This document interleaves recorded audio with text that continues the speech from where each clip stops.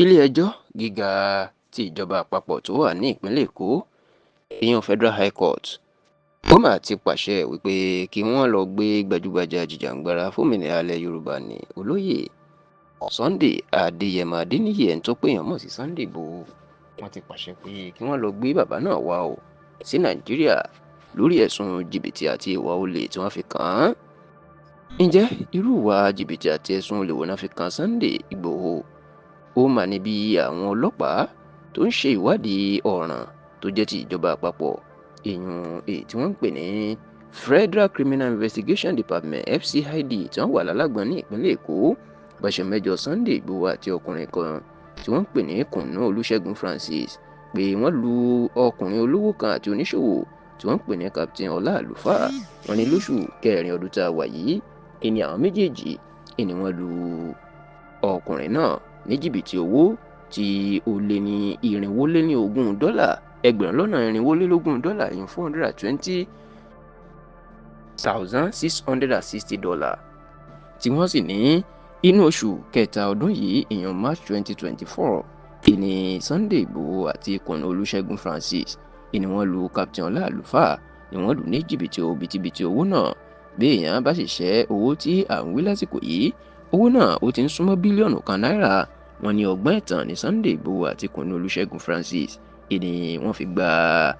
ọjà olówó iyebíye náà, iná fi gbà lọ́wọ́ Captain Ọlá Àlùfáà, èèyàn pé wọ́n lù ú ní jìbìtì lórí ọ̀rọ̀ okòwò tí wọ́n ní àwọn méjèèjì fẹ́ jọ ṣe. Nígbà tó ń jẹ́rìí tako àwọn Sunday Igboho ní ilé ẹjọ́, agbẹjọ́rò ìjọba ìyún amòfin ẹ̀sùn Ayọ̀délé jẹ́ kó di mọ̀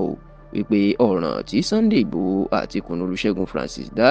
lábẹ́ òfin ó tako òfin Nàìjíríà, tó sì ní orílẹ̀-èdè Benin Republic nítòsí Nàìjíríà ni làwọn gbọ́ pé Sunday Igboho àti Kùnú Olúṣẹ́gun Francis ni wọ́n farapamọ́ sí.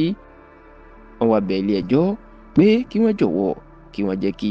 wọ́n pàṣẹ pé kí Sunday Igboho kan fagídí gbé wá sí Nàìjíríà láti wá jẹ́jọ́ ẹ̀sùn tí wọ́n fi kàn án. Nígbà tí ó ń gbé ìdájọ́ ẹ̀ kalẹ̀, onídàájọ́ Ambrose Lewis Alagua ó sún ọjọ́ ìgbẹ́jọ́ síwájú di inú oṣù kejìlá ọdún tá a wà yìí, tó sì fàṣẹ àti òǹtẹ̀lù pé kí wọ́n lọ fagídí gbé Sunday Igboho àti Kùnú Olúṣẹ́gun Francis wá sí Nàìjíríà láti wá fẹ́ jẹ́jọ́ ẹ̀sùn tí wọ́n fi kàn wọ́n. Látìgbà tí ilé ẹjọ́ tó ti pa àṣẹ yìí, ìní ariwo ńlá mà ti sọ nígboro. Bẹ́ẹ̀ ni inú ń bí àwọn olólùfẹ́ Sunday Igboho pé wọ́n fẹ́ fi ọ̀rọ̀ náà bà lórúkọ jẹ́ ni, nítorí pé Sunday Igboho kì í ṣe oníjìbìtì tàbí ọ̀daràn ẹ̀dá, tí wọ́n sì ń sọ pé ó ṣeé ṣe kó jẹ́ pé àwọn alágbára kan tí wọ́n ń tako ìjàǹgbara tó ń jà fómìnira ilẹ̀ Yorùbá ni wọ́n ń wá gbogbo ọ̀nà tí wọ́n yóò fi pa lẹ́nu mọ́. Pàápàá bó ti ṣe mú lẹ́tà lọ sí ìlú London lórílẹ̀‐èdè United Kingdom pé kí àwọn òyìnbó kan tó ṣàtìlẹ́yìn fún orílẹ̀‐èdè Yorùbá.